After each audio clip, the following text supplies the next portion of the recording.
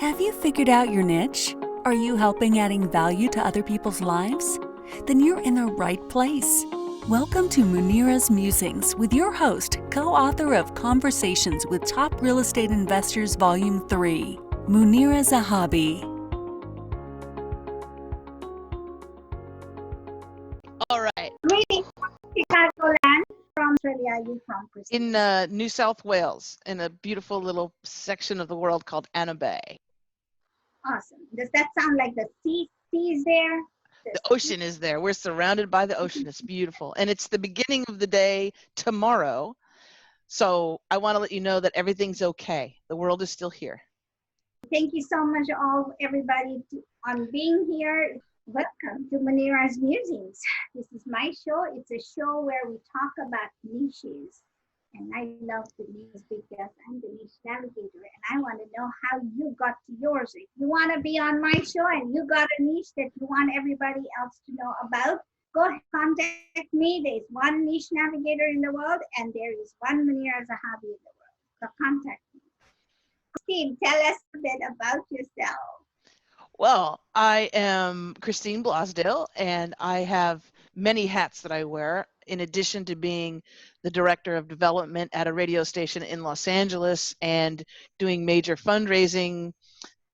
Basically every other month we're on the air asking for donations. So my niche, my skill set is knowing how to find those thank you gifts that people really need in their life. So if it's products or services, programs and things like that, and bringing wonderful entrepreneurs and master teachers onto the air. And then we offer these thank you gifts in lieu of a donation. And so I've raised, in my 18 years of being there, over $18 million, probably close to $19 million in the course of my work for that radio station, which I love. And that's a big part of my heart. And the other hat that I wear is I have also my own podcast show called Out of the Box with Christine. And I created that because, well, I have one radio job and it's a very particular niche. It's definitely a something that I never thought I would be doing, is asking people for donations, for money. But the podcast show, I'm able to have wonderful guests and amazing people such as yourself and master teachers, and have a full hour of talking to them about consciousness and raising our consciousness and making the world a better place. And my other hat that I wear is I am a multimedia coach. So I do podcast training, coaching, and radio broadcast journalism. And also I have just written a brand new book, and I'm really excited because it's my first book, and right out of the gate, it's become an international bestseller. It's Your Amazing Itty Bitty Podcast Book, The Top 15 Reasons Why You Need to Tap into the Power and Profits of Podcasting. And it became #1 in the US and also Australia. So that's why I can say I'm an international, and I love writing. This book was so much fun to write, and I'm looking forward to write some more. So I'm a coach, I'm a speaker, I'm a producer, I'm a podcaster, and now I can say I am a certified author. 18, 19 years? And you're all the way in Australia. How did they find you and how did you find them? Well, I was born and raised in Los Angeles, and actually my wife is here in Australia, and we were doing a little bit of the commute back and forth while I was working on getting the visa, and this crazy thing called COVID happened, and I got a hold of someone, and they said all the flights had been canceled, and I said I have to get there to be with my wife and our 2 children, and she got me on a flight, and it was literally, I had 2 hours to get ready. And I've been here since March 18th because the borders have been closed. So I'm working from here, and through the beauty of technology and Zoom, I can record, and I've done fund drive shows actually from here and sent them to the station, and they've raised a lot of money. So I'm grateful for technology today. Yeah. Do you think this could be the norm? Oh, I hope not, because, you know, I'm very grateful for that opportunity, and we are a global world, so I mean, we are more connected now than ever. But I also like that that person to person and that in studio feel. I really kind of miss that face to face, interview style. And also when that red light goes on in the studio, it's an amazing feeling. You know, you're going out to tens of thousands of people. So I kind of miss that a little bit. Yeah. Talk to us about that journey. How did you start? I was very, very lucky. Actually, I was an entertainment writer for America Online, and that horrible little modem sound when you were logging on. And yeah, you've got mail. I was really lucky. I started writing columns. I was just writing music columns in the very beginning for a tiny magazine in West Hollywood at the time. And I remember answering an ad, and America Online was looking for, they had different channels, and they were looking for people, real people, to write these columns. And I submitted my work, and the editor of the entertainment channel liked my work as a writer and said, would you like to write a daily column? And I was like, cool. But I did not want to be Christine Blosdale. So for my huge success on AOL, and to this day, I still have people that remember reading the column, I wrote through a cartoon character called Beatbox Betty. And cartoon characters are great because you can write and you're a cartoon character, so you can really tell people what you think. And I wrote movie reviews. I was brutally honest on my movie reviews. I did celebrity interviews. I've interviewed a lot of famous folk from the entertainment industry, and that column was like one of the most popular columns, most popular channels in all of AOL. And I did that probably for a year and a half, 2 years. And then 9/11 happened. And it hit me like, what's really important? Is it important to know who Britney Spears is dating right now? Is it really important to know the gossip and it changed me on a very core level.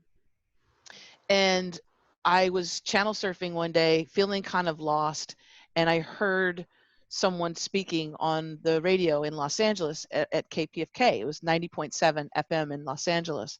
And I was like, wow, this is refreshing. It's not all fear-based. It's not anything of what I'm hearing because everybody was glued to the television. I remember that day like anything. Everybody was glued to the television. And there's a lot of fear, and the station was presenting something that was a different narrative, and also talking about what the US had been doing in the Middle East. I didn't even, I was like most Americans. I'm like, what, is there a problem? Well, when you learn the history, right, and you learn with with what's happened in Iran and how there was a democratically elected official who was taken out, and I went down that hole, and I was like, what? So I went into the radio station and basically just said, can I just thank everybody? Can I walk around and thank people? And the guy at the front desk, Stephen, who's still there, he said, yeah, okay, sure. And I walked around and I thanked everyone. And a producer was there that day and said, what do you do? And I said, well, I'm a writer for AOL, and I'm just kind of rethinking my life. And he said, would you like to volunteer? So I started volunteering writing. I was writing up copy for the host, introductions, doing research for the guests. And lo and behold, someone left. They asked me if I wanted to come on, and I started as an assistant producer back in 2002, and slowly but surely just worked my way, got on the microphone a few times because my hosts were, sick, and the management liked my style, and they were like, wow. And I did a fun drive show and made a lot of money for the station, and then they're like, we know what you're doing. Yeah, I've been doing that ever since, and I love it. I really do. I love it. So you reinvented yourself. So talk about reinventing yourself, one, and two, being in the right place at the right time.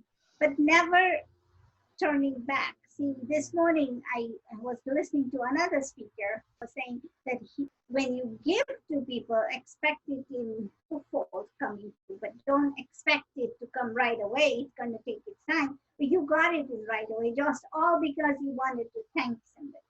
There's one Nice. thing that is my trademark, and that is my authenticity and my intention. Your intention is felt. It is felt through people in radio. Audio is very intimate. It's one of the most intimate art forms because you can't see somebody and judge them and go, you are just listening to that person's voice and their intention comes through. And so I think that's been part of my success, is that my intentions are always for the highest good. And I always put myself in that position that I am exactly where I'm supposed to be, no matter what. And I'm loving it. So I think it's being able to roll with it, with what life throws at you, and not fighting it or resisting it, and just saying, what can I learn from this? How can I adapt?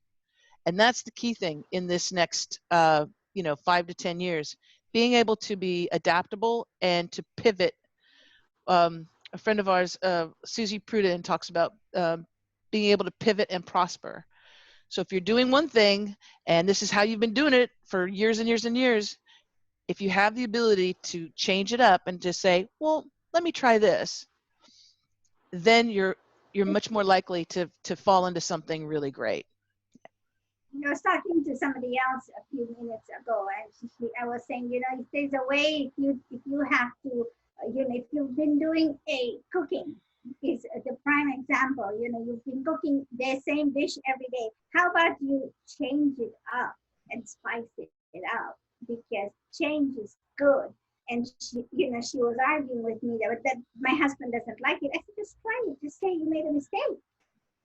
Intentional mistake. Most accidents, most great recipes are, accidents in the kitchen. And you just have to retrain your this thing.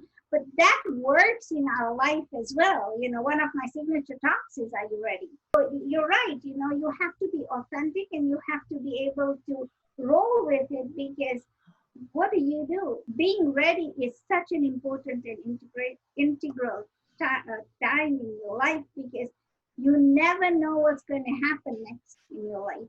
So you just have to be ready.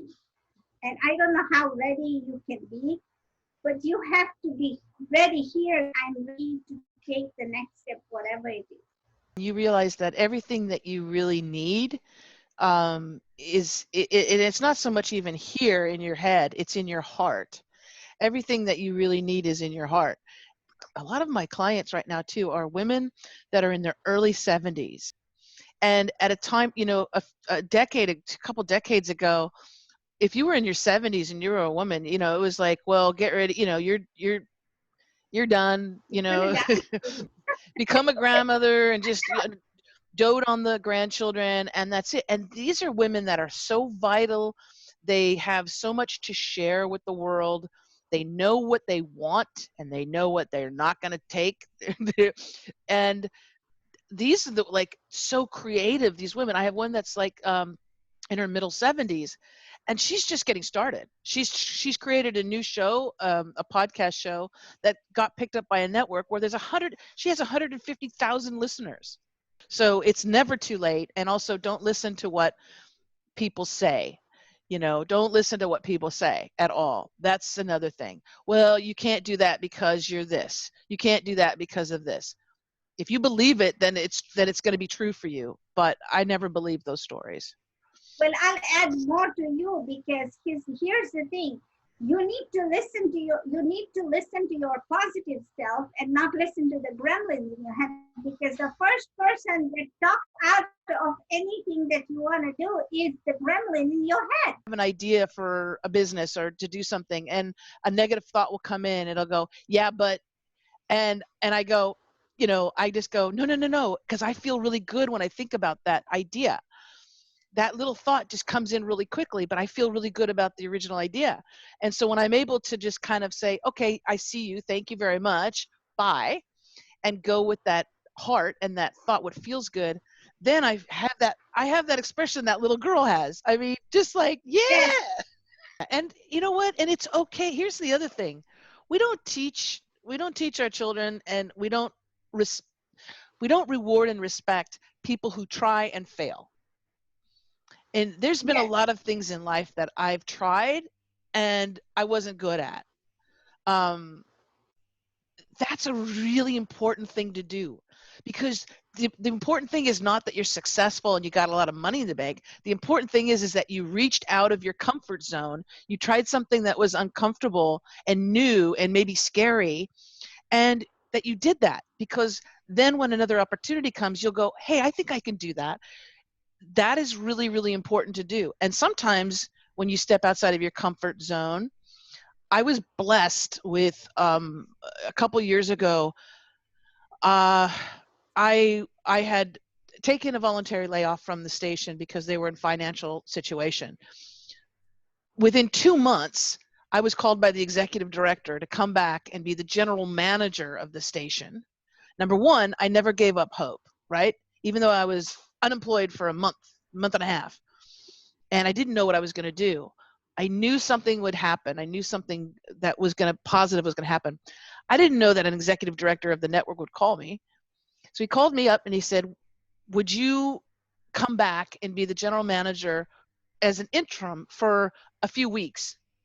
And I was like, are you punking me? Really? What? He said, I went around the station and I asked everyone, who do you trust? And he said, they overwhelmingly said, Christine. So he said, I trust you because they trust you. Will you come and do the general managership? And I said, okay, but I'm an on-air personality. I'm a fundraiser. I'm a producer.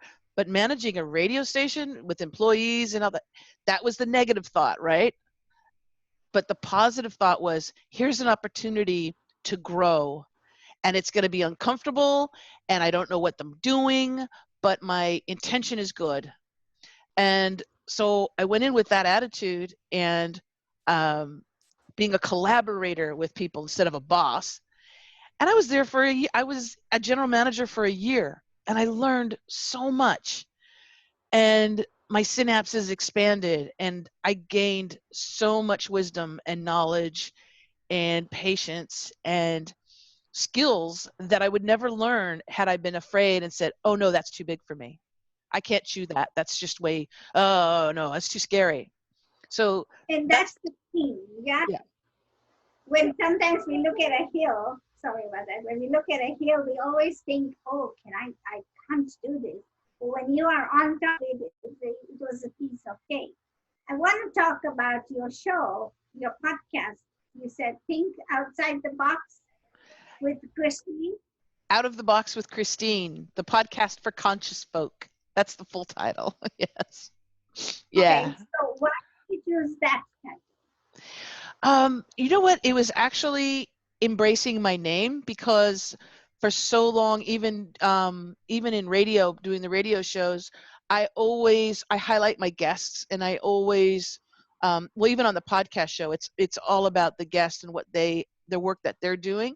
But it was just a conscious nod to my name, and making sure that, because I like thinking outside of the box. I like people who approach the world a little bit differently, and I wanted to also make sure that we raise consciousness in regards to relationships, health, the environment, and self-improvement. Not so much self-improvement, but personal development that we can work on, because that's one of my favorite things is personal development. I love it. And even with the clients that I teach podcasting and training with them, half of it is the technical aspect of podcasting. The other half is that personal development and bringing out their talents and their passions that they have and sharing those with people. And I love that. I absolutely love that. But the show's been going on for about 3 years now, and I have a lot of fun with it, because I get to pick whoever I want to have on the show and promote them and their work. So, well, it's a wonderful thing to have amazing guests on and to share their knowledge with I people. know it just, my heart wells up when I meet people. I just feel so happy when I meet people. And I am curious about a curious personality, so I tell them that I can ask questions without being obnoxious.